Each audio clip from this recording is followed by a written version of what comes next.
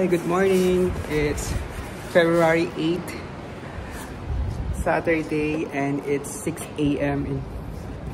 At nandito pa rin ako sa Osaka. Diba dapat nasa Tokyo na ako. Nandito tayo ngayon sa Namba Station.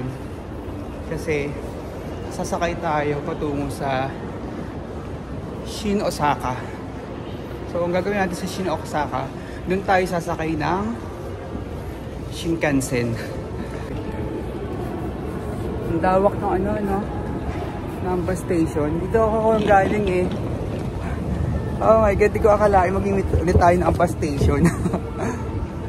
Oh, ano sa akin siguro to, pa-closing salvo dahil I'm leaving Osaka na going to Tokyo. Sabi oh, puro hagdan kaya ang dinaanan ko. Tasawa ko ito. Ang laki ng maleta ko eh. So ito pala ang entrance ng Shinkansen. Sa travel ko dito, pangalawang aberya na to.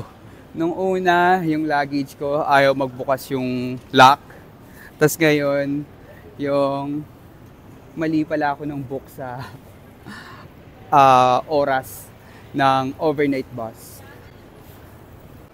So, tapos kahapon, enjoy na enjoy ako pumunta sa mga landmarks and attractions sa Osaka using Osaka Amazing Pass, di ba? Amazed pa ako.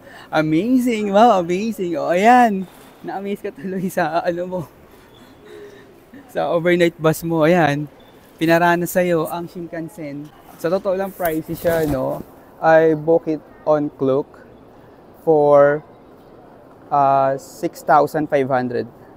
So, inisip ko na lang na way yun ni Lord, baka, to save me from disaster. Ayun na to. Akala ko, wala lang pala yun. Yun lang. Anyways, nandito na tayo.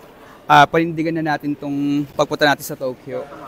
At, ang pera, babalik naman yan. Pero yung enjoyment, ganyan, yung experience, hindi mapapalitan yun. Diba? Nice!